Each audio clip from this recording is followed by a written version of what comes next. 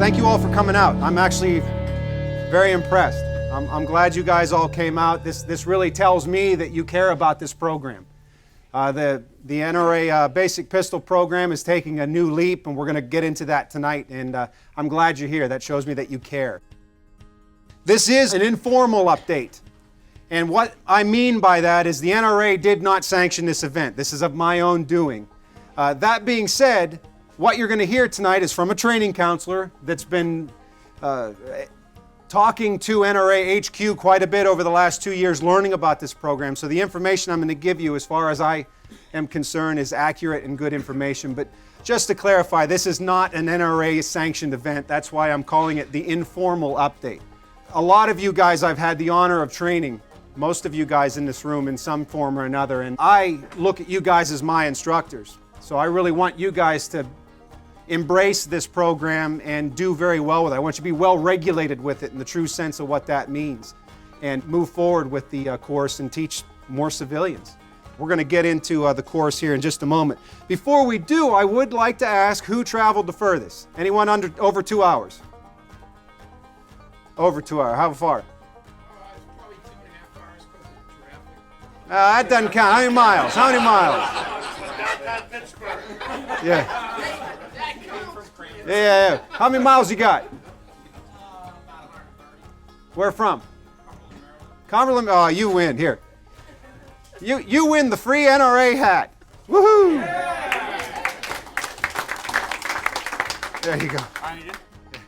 I believe in ongoing customer service, and one of the things that the NRA has done with the way they're implementing this program is it affords you the ability to continue with ongoing customer service with your students.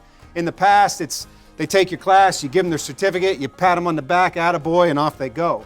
And now we have lots of opportunities to really work with them on an ongoing basis.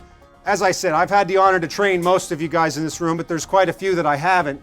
So those that don't know me, my name's Clint Macro. I'm an NRA training counselor, advanced pistol instructor, refused to be a victim regional counselor, chief range safety officer, practical pistol coach, and the founder of the Trigger Pressers Union. This is my contact information. If you guys have any questions, in a couple days after you've had some time to mill all this stuff over, by all means contact me. Send me an email. Tonight's agenda. I want to familiarize you current instructors with the blended format. We're going to view portions of the e-learning. Now, we're not going to see all of the elements of the e-learning because the e-learning has sound, has motion, and I'm going to show you some still shots of the e-learning that I pulled down off of the internet. But we're going to take a look at some of that. We're going to walk through the Phase 2 lesson plan together. We're going to go through it. We're also going to discuss administrative logistics. All those administrative questions everyone has been calling and asking about. We're going to talk about managing the qualifications, what we can do to manage them, and discuss ways to continue a training relationship with our students, that ongoing customer service. We want to make sure that we create a relationship with them. It's going to be beneficial for everybody. Now let's take a look at the NRA Basic Pistol course from 1958. Anyone teach the course back then? Nobody? 1958. This is the instructor manual right here. This is the student packet right here. So 1958, that's what the Basic Pistol course looked like. Here, if you'll take notice, one of the teaching aids that they had to have when they taught this course was this shoe that they made out of wood that you would clamp a pistol in, and the instructor would walk in front of the muzzle and move a target around, and they'd do this triangulation drill while the student would move the shoe around. Not touching the firearm, however, but still, they're walking in front of a muzzle. Very different than what we're accustomed to now. Keeping up with the times, they came out with color handbooks. They developed the NRA 3 rules for safe gun handling, which, by the way, in that 1958 version doesn't have the rules in it. It has other rules. They still equate to the same thing, basically, but they didn't have the 3 NRA rules. Then they introduced a two-handed grip because in the 1958 version, this is what they were teaching. Hand in the pocket, bullseye style. Then they came out with PowerPoint presentations, which was pretty advanced. A year and a half ago, the NRA said, you know what? You can use SIRT pistols. Then, of course, they developed the Simcoe class, which I don't know if you guys have seen, I did some videos on them on ways to use the Simcoe class, which is something, by the way, and people don't always know this, as NRA pistol instructors, you're allowed to do the Simcoe class and issue the certificate. So we've gone through some changes throughout the years, keeping up with the times. Now we find ourselves here. Two-part blended format. Basics of Pistol Shooting course is a two-part blended course consisting of an e-learning portion and a range-based practical portion. I want you to remember that term, practical. The e-learning portion is intended for all adults, regardless of previous shooting experience or NRA affiliation. Among the many things that you will learn in this e-learning segment are safe pistol use, the proper operation of revolvers and semi-automatic pistols, and the fundamentals of pistol shooting. Once you pass the final online exam of this segment, be sure to register for the range-based portion to complete your certification. The two-part blended. What does that mean? Well, for the end user or the student, what the two-part blended is, it's an experience consisting of two parts. Phase 1, which is what the e-learning or the online portion is, it's roughly 6 to 8 hours of knowledge. I was charged with the task of beta testing it right after Christmas. Granted, I had to take detailed notes, but it took me a little over 8 hours to do it. And that was with me doing notes, but it took me some time. Now, I did it over the course of about a week, maybe half hour here, 45 minutes there, that kind of thing. And I was able to do it in my underwear, sitting on my couch at 3 in the morning. It was kind of nice. The phase 1 can be completed at the student's own pace. Their own pace on their own schedule. That's one of the benefits of it. Phase 2 is the instructor-led portion. The instructor-led portion is 6+ hours. And I say 6+ because there are minimum times on the exercises. But one of the reoccurring themes that we're going to talk about tonight is the course is objective-based, meaning unless we meet the objectives, the course isn't technically done. So to say that you're going to have everyone go through in 8 hours is incorrect. You may get everyone through in 6, it may take 10 hours. And we'll talk about why as we move forward. What is the blended for the instructor? Think of phase 1 this way. Phase 1 is a pre-qual. Phase 1 really has nothing to do with us as instructors. We're not teaching it. It's not something we're administering. Think of it as a pre-qualification. So when people want to take the course, they have to do the online portion first. It's a pre-qualification. And it introduces students to the knowledge. And your students will come to you with a solid baseline understanding of everything that we're going to go over in the class. I mean, how liberating is that? You know, oftentimes, and I'm sure we've all done classes here, we've talked and gone through the classroom portion, and someone back there has given us that look like they have no idea. We might as well be speaking in Chinese. This gives them the opportunity to get this information ahead of time. I know Jack has always said when we do our classes, what a great thing it would be to be able to at least give them the handbook before we do a class. I think we all agree that would be beneficial. So think of it this way. It's a pre-qual. They get the knowledge from the e-learning. Then it's up to us to help them develop the skills. Now the attitude is up to the individual, as we all know. Again, remember, attitude is contagious. So a positive attitude will rub off. We need to keep a positive attitude, of course.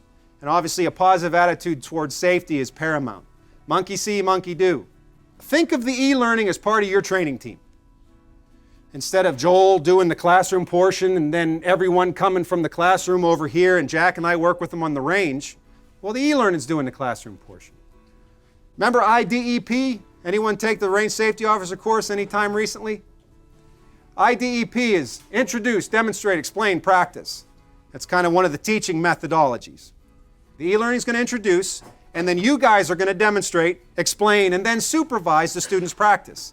Really, it's same. It's not much different than what we're doing. How many people here do classes in a team where one person does the classroom and the rest of you work with the shooters on the line? Same. No different, except the classroom portion is being done at home at their own pace. This is an important note. The e-learning is not, nor is it intended to be a replacement for the instruction, coaching, and guidance of an NRA certified instructor. It was never meant to be a replacement. It never will be a replacement. There's no way to replace that. But what the e-learning gives us is a completely standardized dissemination of that classroom information. You know, I had talked to Marilyn. Marilyn and I were talking quite a bit over the last week, and well, she had some concerns, and we went through them. And for instance, I can stand up here with a poster, and I can pass out components, and I can talk about the components of a cartridge, and I can talk about the sequence of fire. And I'm real good at it. I'm dramatic and everything, you know, that's fine. But that is one way of doing it, or people can see a three-dimensional animatic that moves and turns, and there's explosions and sound effects with it. It's pretty amazing stuff. How many here got a chance to look at some of the e-learning already? A couple of you. Now, for the instructor, what is Phase 2? Phase 2 is TPI on steroids. We all know TPI. Can anyone tell me what TPI means? Yeah, total participant involvement. And of course, what that means is we want people to get their hands on, get their fingers dirty. We'll review the material learned in Phase 1, just about all of it. Everything they do in Phase 1 that they see online, we're going to review it in a practical sense. TPI on steroids. I'm not trying to coin that phrase, but I think as you get deeper into the lesson plan and kind of wrap your head around how you're going to interact with your students with the lesson plan, it's all hands-on. It provides a measurable shooting qualification. How many people here, when it came time, there you go, thank you. How many people here filling out your certificates at the end of the day, you want to go home, it's been a long day, and you think, that Joe guy, man, I don't know if I should sign this certificate or not. I just didn't really feel comfortable signing off on that certificate. So then I have to make that call and talk to other instructors I'm working with. Well, what do you think about Joe? Do you think this is okay? Because here in Pennsylvania, we got it easy. No big deal. We sign it. People put it up on their wall and they say, hey, look at the class I did. But you get in Ohio and Maryland, you're signing off on that. Now they're going to take that to a government agency and get a concealed carry permit based upon your signature. Puts a little more weight behind that signature. There's a little more consequence to that signature. With a measurable shooting qualification, it kind of takes away some of that gray area. That's the big thing. They have to qualify before we issue them the certificate. You know, you go to the bank and you say, I want to do this, and they say, I'm sorry, sir, it's policy. And you go, damn, we can't argue with the policy card. Well, this is our policy card. So if they don't shoot the qual, they don't get the certificate. Now that being said, we don't just say, okay, you lose, get out of here. Of course not. We're going to work with them. We're going to, that ongoing customer service.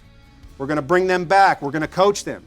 Maybe that's an opportunity for you guys to charge some money and do some one-on-one coaching. Who knows? Or just out of the goodness of your heart, maybe you'll meet up with them, however you see that. But we're going to work with them and give them an opportunity to qual again. I'm an advanced pistol instructor, so I get to do the defensive modules. And the defensive modules, at the end of the course, we shoot the quals, the defensive qualification. And it's challenging, and it's timed. Our qualification is not timed. They just have to get the groups, 4-inch groups at different distances depending on the particular qual that we're doing. There's the red, white, and blue qualification. They have to pass the red qual for us to give them their certificate. Everything on top of that is just more achievement. So in the defensive modules, I start my class off and say, hey, look, we're going to shoot a qualification at the end of today. Some of you may not qual today, and that's okay, because I'm going to be here to help you qualify. You know, if you dedicate your time to me, I will dedicate my time to you, and we will get you through this, and we'll get you to qual. The last two I've done, there were a few people that didn't qual. I gave them a copy of the qualification requirements and the times, and I know 3 of the 4, I know for a fact, have been practicing. So they're shooting more. So rather than getting their certificate and off they go and they talk about, well, I'm ready to defend myself. I shot, 50 rounds and I got a certificate. Now they're actually practicing with an agenda. What a wonderful thing. And now they're going to come back. I'm setting up a qual day, and they're going to come back and we're just going to shoot quals till everyone makes it, or at least they decide not to shoot anymore. So it sets up that continued opportunity to work with your students or your clients. I refer to my students as my clients, as I refer to my instructor candidates as my clients. Now let's take a look here. This is just a slide from the e-learning. This is the information on how to access the e-learning portion. Now you guys probably all received a bulk email for this from NRA HQ, from training. So this is the information for the instructor access. The instructors don't have to pay. You can go on there, you can look through it, you can do it all in order, you can jump around, skip around, and look at different lessons. I would recommend you familiarize yourself with the e-learning because you want to know what they're learning. The reference page, you click on it and it'll tell you what page in the textbook that they can find information on. I'll explain how they get their textbooks here in a minute. My prediction is give it 6 months to a year and there's going to be thousands of people out there looking for you so that they can take the phase 2. And we're going to talk about how to manage that. You know, we can still put classes on like we do now, administer them through NRAinstructor.org, but also people are going to be able to access the e-learning on their own without knowing any of you guys. So they'll go on, they'll take the e-learning course and it says to finish you need to find an NRA certified instructor and take phase 2.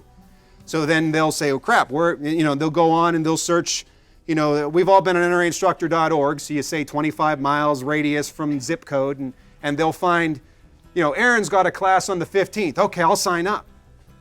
Or they'll find no classes around, and then they'll find that, Dan is an NRA certified instructor, and they'll get in touch with Dan and say, hey, do you have any classes going on? With, say, 8 hours, we're going to just say on an average 8 hours of online time, and then we're saying 6+ hours of instructor-led, they've essentially made a 2-day course without making it 2 days.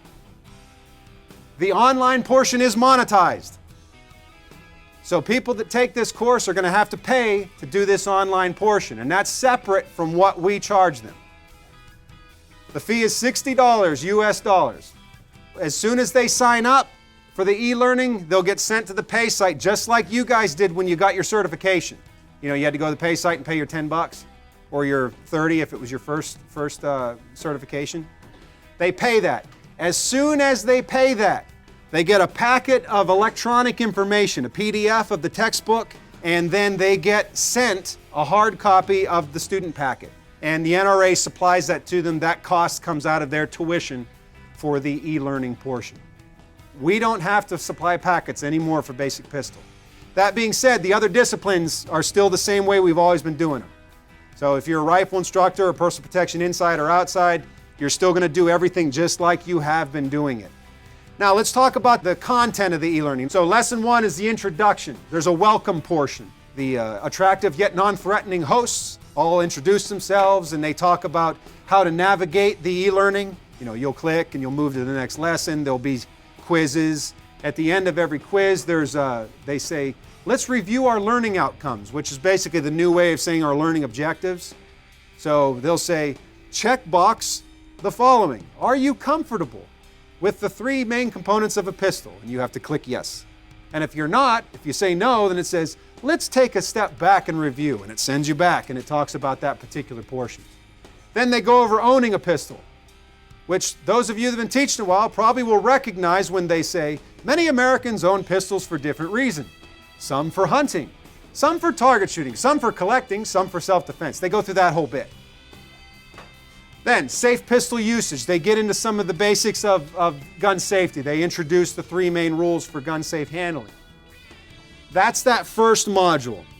So they go through each of those sections. At the end of that module, there's a little quiz, a 3 to 5 question quiz, and they have to do the quiz. And if they don't pass the quiz, they get sent back and they have to review. Otherwise, they pass the quiz and then they can move on to the next module. As I said, students can't jump around and bounce around in this. They have to go through it in order and consecutively. Lesson 2, we move into pistol characteristics. Types of pistols. Pistol action types. Pistol action components. Sounds familiar, right? Lesson number 3, using a pistol. Talks about using a revolver, using a semi-automatic. Then, lesson 4 is ammunition, the anatomy of a cartridge. Cartridge types and nomenclatures and ammunition safety. And yes, they do actually tell you what you're supposed to do with ammunition if you want to discard it. Lesson number 5 is introduction to shooting pistols. So it talks about preparing to shoot. The 5 fundamentals of shooting. Then lesson 6 talks about shooting positions, the elements of a shooting position, learning a shooting position. It says the proper way to learn a shooting position is first we study the position. Does this sound familiar to you guys? Then we practice the position without the firearm. They changed it a little bit Then we practice the position with an unloaded firearm. They make that clarifier. Then they align the pistol to the target, and then dry fire, and then of course you test your position with live fire. And then they say, but only under the guidance and supervision of an NRA certified instructor. Lesson 7, pistol shooting errors. This is new. They actually talk about pistol shooting errors, what causes the main errors. And they show examples in these animatics and all those things that cause those common errors. Then they go over additional errors that they may incur, which is all new stuff. We never really did that in an organization. Now, as coaches and instructors, yeah, on the line when we're diagnosing deficiencies, yeah, we're going through all that stuff. But they actually have a complete lesson that shows them these errors and the effects of those errors. Pretty cool stuff. Zeroing your pistol, it explains how to zero, and it has a really cool animatic showing we move the rear sight in the direction we want the shot group to move. And it shows a couple shots, and they're down here, and it says, how would you move the sights? And you click on it, and you move them. And it says correct, or it says, wrong. Perhaps we need to review, and it sends them back a couple frames, and they have to look at it again. So there's lots of little interactive things that happen in the e-learning that make it very effective. Scoring a target, it goes through the scoring, and actually they show a couple sample targets, and they say score the target. And you have to add them up and give it the score, and it says if you're right or not. So it really checks to make sure they know what they're doing with that. Then lesson 8 are pistol stoppages. Type of stoppages, and then it goes into clearing pistol stoppages, and it shows some demonstrations with some live instructors. Pistol cleaning and maintenance. So they set it up, they show how to clean a pistol, and talk about some of the different components you would need. Lubrication, inspection and maintenance, safe pistol storage, selecting pistols and ammunition. Talks about selecting a pistol, very much the same thing we talk about in the class now, what do you want it for, and does it fit your hand, so on and so forth.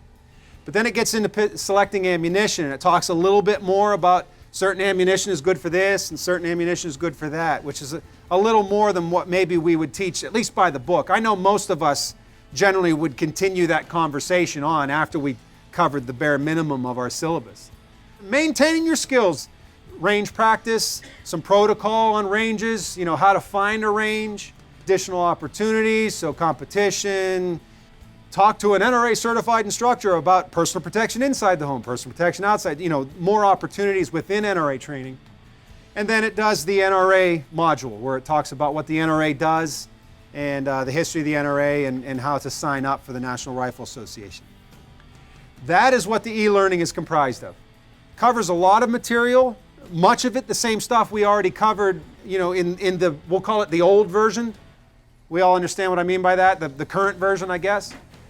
But it does have more. Think of the e-learning as part of your training team.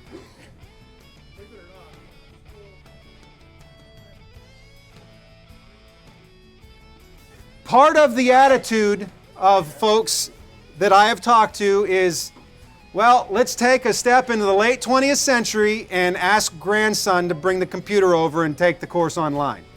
That's just kind of a harsh thing to say, but it's reality.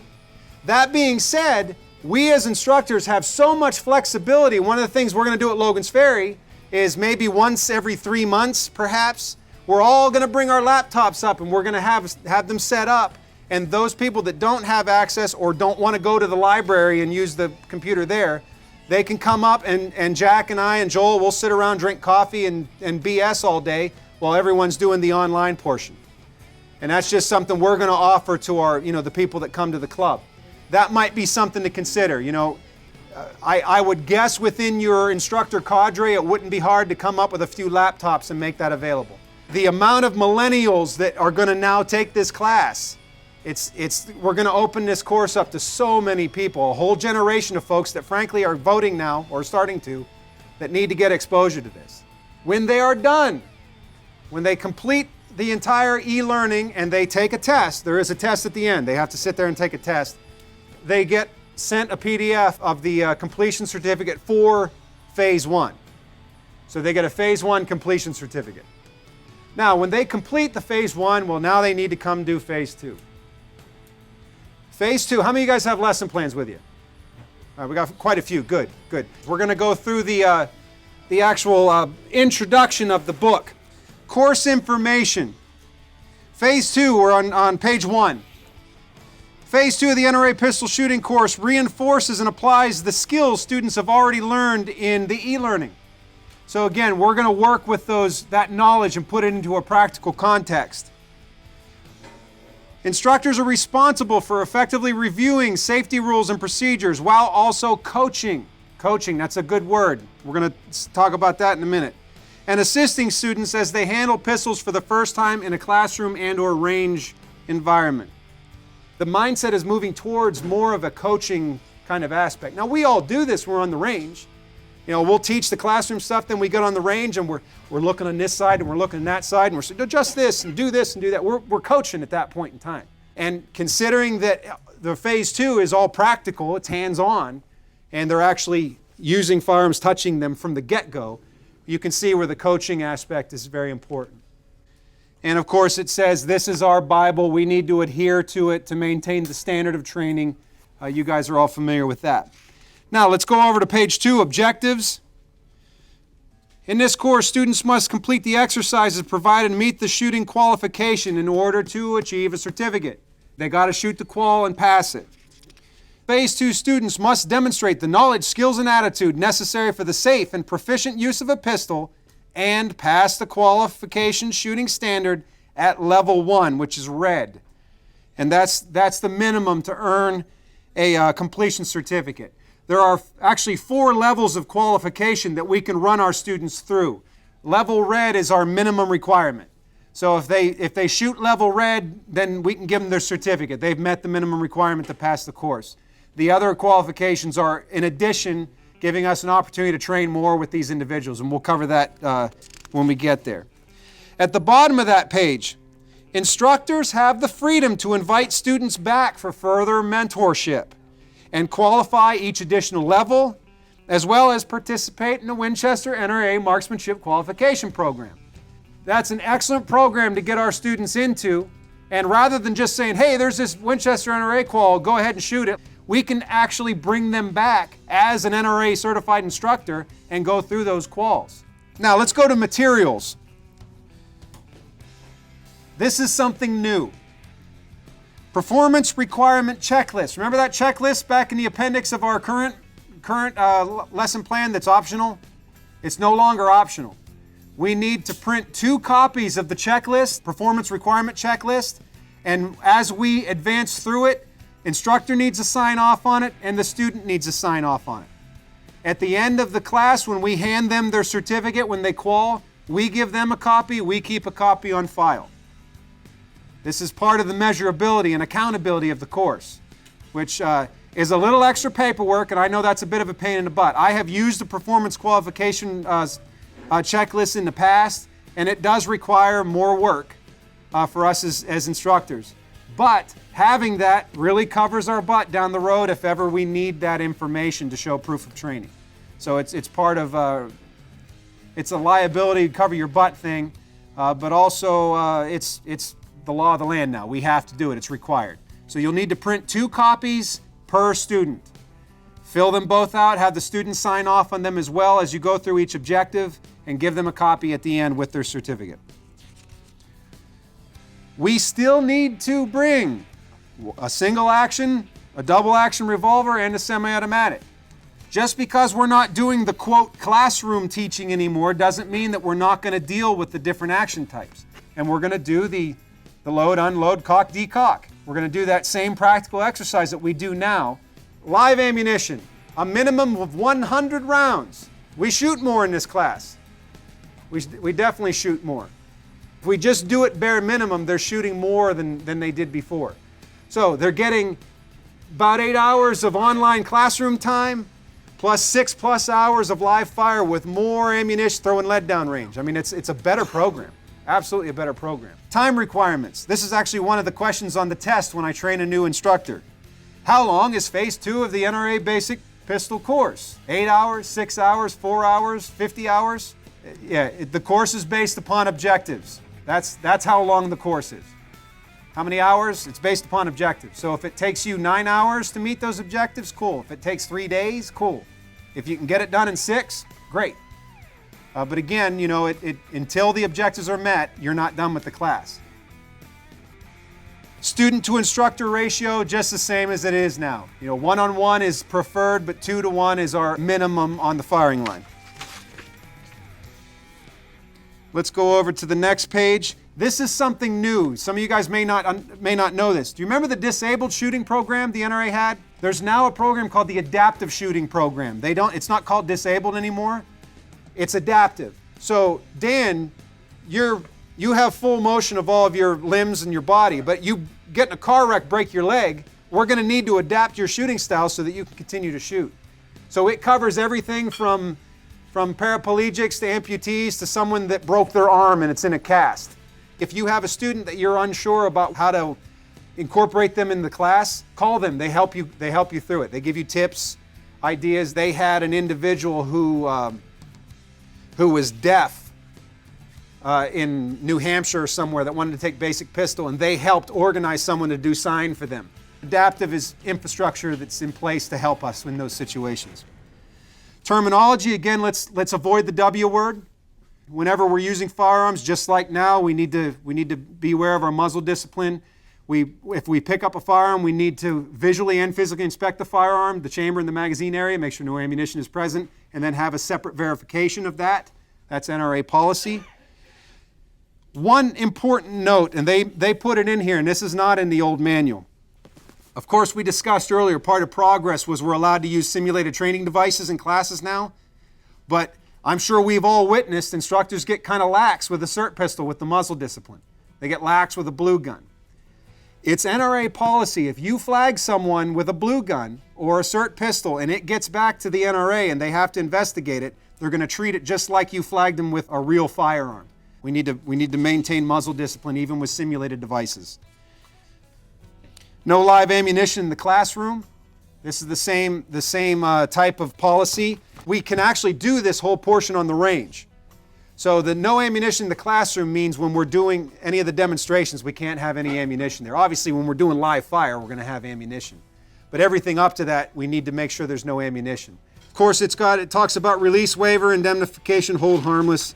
I'm sure you guys all have some type of waiver that you use just to kind of cover your butt, CYA kind of thing. Definitely recommended. Now, a couple new things with this format of the lesson plan. We're all used to the 3-column format. On the left side, it's the bullet points we need to hit. The middle is the meat and potatoes, maybe how to go about hitting those points. And on the far side were our PowerPoint slides. Well, we have no PowerPoint anymore. We don't need one. That being said, I had asked this question. If you guys want to have the PowerPoint, there are certainly in the exercises places where we could use it. If you want to use your current PowerPoint and just use certain slides, you're welcome to. There's nothing that says you can't. To my knowledge, they're not going to supply a PowerPoint with Phase 2. Again, it's supposed to be geared towards practical, hands-on, not so much information dissemination from a lecturing standpoint. Now, some of the different changes. The yellow triangle containing an exclamation point at the introduction to each exercise. This denotes important safety and policy information. So if you see the yellow exclamation point, it's something to pay attention to. These lesson plans have a 2-column format, unlike the 3. The left column identifies activities or content, what the student must learn, and the right column contains instructional notes on how the instructor should teach those points. The green box with a question mark in it, those are prompts. You remember in the old lessons that say, ask the students why Americans own firearms. Well, it would just say, and it would be in italics. This is kind of the same thing, but there's a green prompt there. So the prompt is generally a question that you're supposed to ask the students to encourage some type of TPI, some kind of question and answer. The bullseye target indicates to the instructor that a practical exercise needs to occur. So when you see a bullseye, that means right there we need to have the student do something. Just like now, by me demonstrating something, that doesn't satisfy the student actually doing it themselves. So when we see that bullseye, that means the student's going to have to get their hands on metal or polymer and actually do something, some type of exercise. Now the blue circle containing the teacher icon, this indicates the instructor will need to demonstrate. So that would mean there's a demonstration that you would need to perform at that point in time in the lesson plan. And of course, during the demonstration, we need to always show the correct way to do things. So I'm sure someone in here is guilty of demonstrating the modified Compton. Let's not do that kind of stuff. You know, showing the incorrect way to present a firearm. We'll always show the correct way. And we'll try and get those students, by seeing it correctly over and over, to equate what they need to do to adjust what they're doing to do it properly. That way they self-diagnose and self-correct. Learning is definitely taking place at that time. Let's go to Appendix E, the Performance Requirement Checklist. If you guys want to move ahead to Appendix E. We photocopy these. We photocopy 2 sets per student. So some of the things we're signing off on. Of course, we've got contact information, all that kind of stuff. We have what level certification is earned, or from qualification. So we check off if they earn red. Well, they have to earn red if they're gonna complete the course. Now, if they don't, and we have to bring them back next Tuesday, and they earn it then we check off on that. And you'll notice there's a date. So we mark off what date they completed that. And then they can continue to come back, and we check off level white, level blue, level instructor. There's 4 different levels they can qualify. And then the checklist during the regular, the proper course. Independent handling exercise, for instance. Student kept gun unloaded until ready to use. Yep, all right, fine. Mark off on it. There's a note section. You can put a note in there. Yes, Kelly?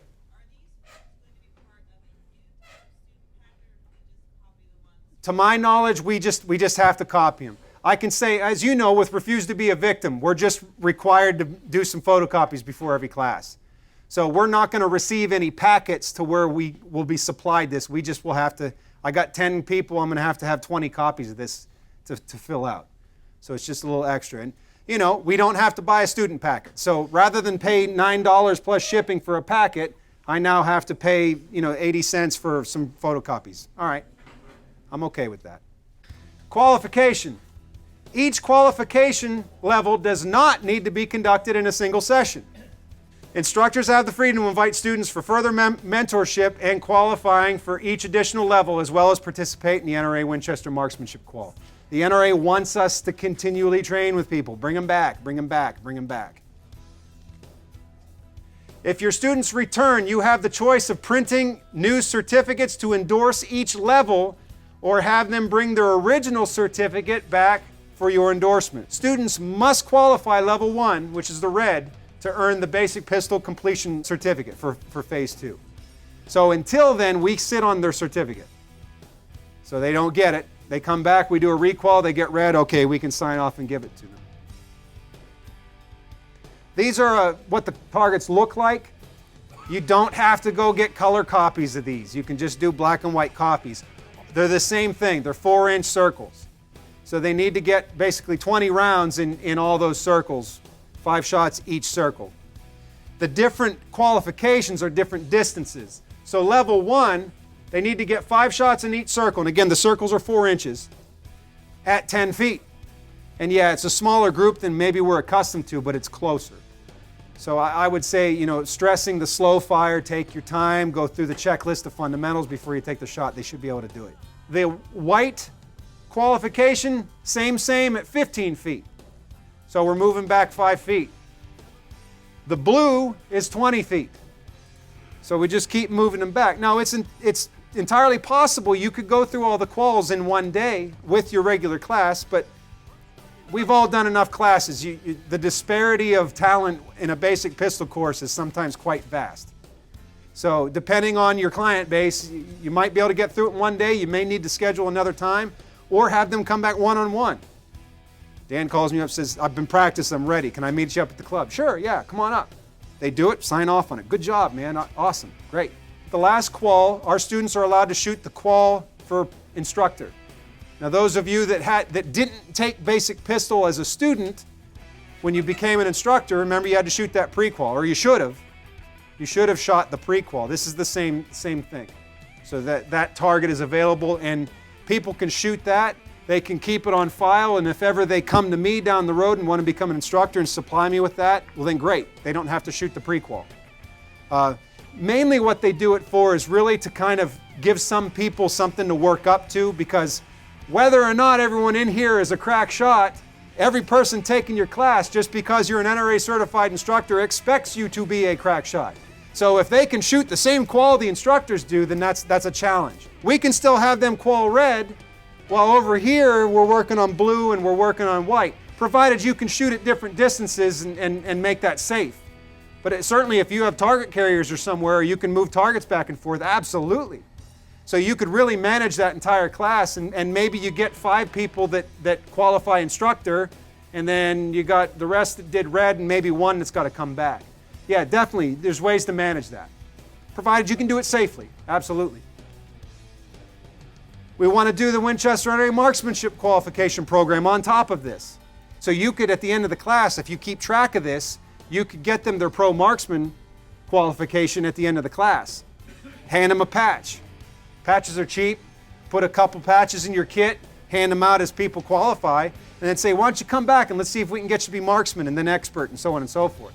So allowing more opportunity for you to bring people back. Bring them back and keep training with them. So in our outline, exercise 1, these aren't called lessons, they're called exercises. Exercise 1 takes place in, where does exercise 1 take place? Who's got eyes on it? Classroom and or the range. We have maximum flexibility in this new program. If you want to teach some of this stuff and do dry fire in your classroom environment, great, not a problem. You know, a lot of people in urban environments, they're paying $20 an hour, or I'm sorry, $20 per quarter hour per stall at some indoor range. It's not cost effective to have someone on the line the entire time while you're doing this. So if that's the case, by all means, use a classroom environment, do everything right up to where it's time to press trigger on live ammo, and then take them into the range. Reading this, I think I would prefer to do everything on the range. I have that ability. Some people don't. And that way we're in the right context, we're in the right environment, getting people ready so when it's time to press trigger, they're already kind of acclimated to the area, but we have that flexibility. This is the first gun handling experience for many of our shooters. So even if we're on our square range, we still no ammo there. You know, even though it's not technically the classroom, we need to treat it like it is with our no ammo in the classroom policy. By the book, about 60 minutes for this lesson. As we know, that's a minimum time. It might take longer than that, but if we get it done in 45, we're cheating. We're not doing something right. So exercise 1, our learning objectives are review the 3 NRA rules for safe gun handling. State the range rules and identify range commands. So it's kind of a little bit of a range safety briefing. Exercise 2 are the fundamentals. Again, classroom or the range. We determine your eye dominance, which they should already know and have an idea how to do that because it's covered pretty well in the e-learning. We assume the proper two-handed grip, and we demonstrate the 5 fundamentals of pistol shooting: aiming, breath control, hold control, trigger control, and follow through. So we do go through that. It's not, hey, you saw it on the internet, now come and shoot. It's not like that at all. We're still covering all this stuff in a practical setting. In the top paragraph of the introduction, in this exercise, students will review and practice the fundamentals of shooting using a pistol under your supervision. Students should demonstrate proficiency of these skills before continuing to the next exercise, which is loading, cocking, decocking, and unloading. So objective-based, just like the program is now. We wouldn't just hand them a gun and say shoot until they have a solid knowledge of how the firearm works, they understand the fundamentals, they understand how to properly grip the firearm, they understand how to present the firearm. So we get into the eye dominance, the grip. We have a grip practical exercise, and then we go through the 5 fundamentals. And it also gives us a resource of lesson number 5 in our manual. So if you want to say, you guys already have notes on that now, when you talk about something, turn to page 17 in your manual. We can still do that. You know, we can still certainly use that training aid if we want to. I would recommend it, actually. Again, that book is what they take home. Remember our icons. If we go down here, section A, determine your eye dominance. There's that green question mark. Ask students why it's important to know which eye is dominant. So can you guys tell me why it's important to know what your dominant eye is? Okay, you don't have to answer, but we're prompting a conversation. And by doing that, we're utilizing TPI to the extreme, because not only are we getting people interacting in our course, but now we're sitting here thinking, Yeah, that guy paid attention to the e-learning. Oh, that guy must have been asleep when he did that lesson. We're kind of gauging where our students are at. These questions are very important.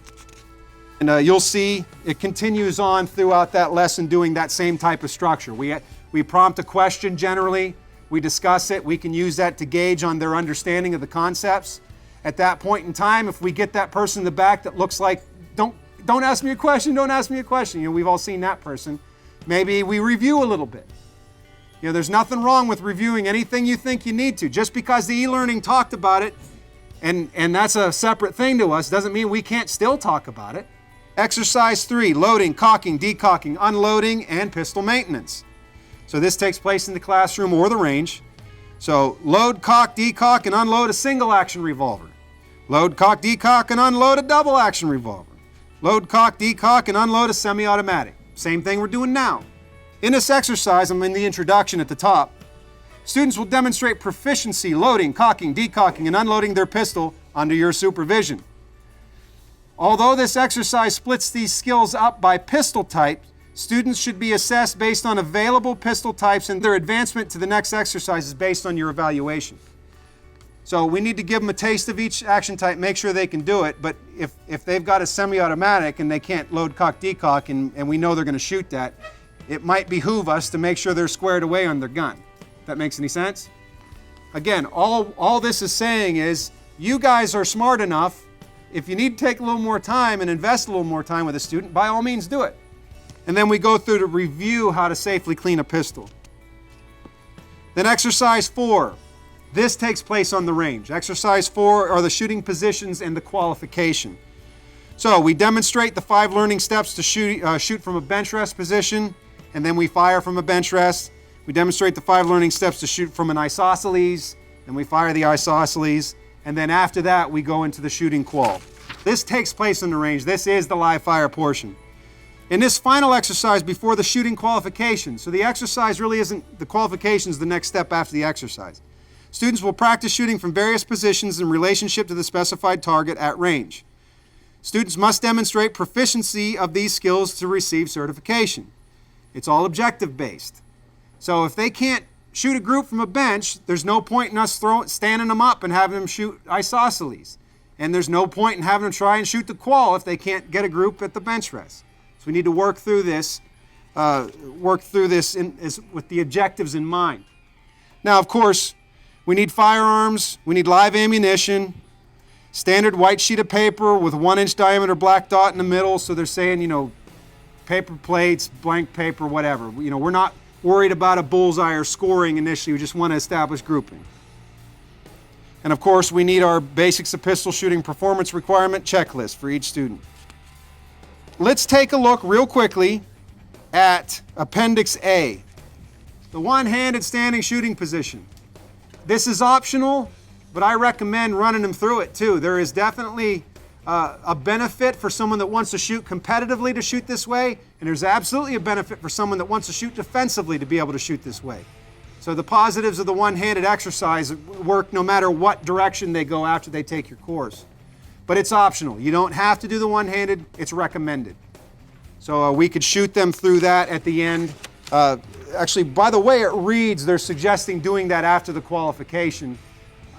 However you want to manage that, it doesn't matter, so long as we meet the objectives that we're supposed to meet.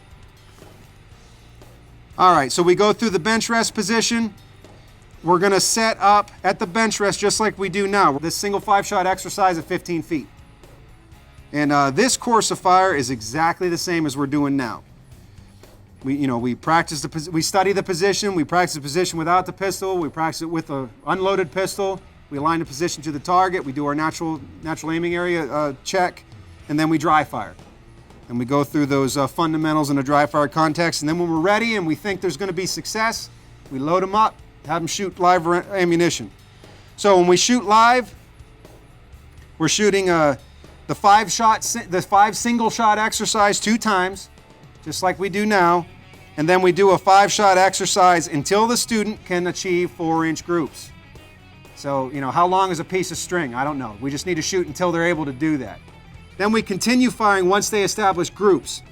Use the level 1 target, and they need to shoot until they shoot 3 5-shot groups. So just so we don't have to make someone do a reshoot while everyone watches them, I would always recommend doing 4 or 5 targets or 4 or 5 courses of fire with this. And the more, shooting extra rounds is never a bad thing. Then we do the isosceles position, same thing we've always been doing. And we go through the isosceles. Point 7 there, it says have students, this is after we've gone through the individual shot exercise and we've established group. Have students load 5 cartridges and fire at a blank target at their own pace to achieve a shot group. Repeat the 5-shot exercise until your student is able to shoot at least 3 5-shot groups within a 4-inch diameter circle in the middle of the target. So, we're going to do the same format that we've been doing. Once that's achieved, rather than say good night like we do now, then we qual them. What should instructors charge for their course? Instructors should review the Phase 2 lesson plan and create their budgets accordingly, utilizing Appendix H, the budget worksheet of your trainer manual, just like we do now. I bet we've got close to 50 people in here. I bet there's close to 50 different prices you guys charge for the class right now. I know some folks that charge top dollar. I know other folks that do it for damn near free. And that's your right to do it however you want to. There is no set fee structure. And being that the online portion is a pre-qual that's not really part of what we are doing, don't factor it. Don't undervalue yourself. It costs you whatever it costs to do the class, charge it. And there is no better basic course. And we all know this, we've seen it happen. Someone that's never touched a gun before, by the end of the day, man, they're shooting groups, they're comfortable, they're safe. It's a fantastic course. It's now a premium fantastic course. And that's how we got to look at it. In addition to what they learn online, they get 8 hours of instruction, online instruction. They get to work with a certified NRA pistol instructor. They get to cover all of the stuff they learned online in a practical environment, and they get to shoot more, and they get to score a qualification and come out of there with a qual. So how will the students sign up for a course, was the question I asked. Students will still sign up for your course, just like they always have. But they will be required to have a PIN number to register. So they receive this PIN number by taking the e-learning. So say you just say, hey, we're doing a class on the 15th. I'll send you an email with the link. They go to the link, says you can sign up for Phase 2 with Aaron after completing the e-learning. So they'll get sent over the e-learning. They will create a PIN when they register for the online portion. So they get the PIN as soon as they register. So if Joe Bob wants to sign up for your class that's happening next week, and he wants to get on the roster because you only have 8 slots, well, as soon as he signs up for the e-learning, he gets his PIN. Then he can come over and sign up for your class. Just he has to complete the e-learning before your class starts. And you guys will know that because it'll pop up on their roster. After completion of the e-learning, they will register for your instructor-led portion using their PIN. Their contact information and test scores will appear on your course report when they pop up. They'll be on the register. Once the instructor completes the instructor-led portion and the student passes the course, the instructor prints the certificate from NRA instructor and gives them a certificate. Or if you want to take a picture of it and email it to them or scan it, whatever you want to do, but it does require your signature on it. So there has to be some hard copy somewhere to be able to put a signature on it. Will the instructor need to supply a packet? No. NRA will supply a book as PDF and then send hard copy materials. Instructor needs to print the certificate, the Phase 2 certificate, and sign it. Instructors can scan the certificate and email it to the students if preferred. Instructors are also required to print 2 copies of the performance checklist. We've talked about that in great depth so far. How does the instructor know when a student has completed Phase 1? The PIN and their certificate. When they register using the PIN, their contact information and test scores are transferred to the instructor report. Will the instructor submit a course report? Yes, submit the report to print certificates. Certs are pre-populated from the info on the report. Name, date, instructor ID, and the name of the student. Print and initial the qualification level and sign it. Provide the student certificate and copies of the performance checklist with the instructor and student signatures on it. So the checklist, again, everybody needs to sign it. There's no more printing something out and then lining it through the printer and putting it in backwards and screwing up a certificate. None of that will happen anymore. So if folks don't pass the qual, manage it. Bring them back on another day. Be creative. Bring them back. Continue that relationship. If you're good at your job, they'll keep coming back, then they'll take more classes and do more training and become their instructor, become their trainer. And they'll keep coming back to you. I want to thank Michelle Koval again for making this happen. I want to thank Millvale, and I want to thank you guys for coming out here and spending some time with me.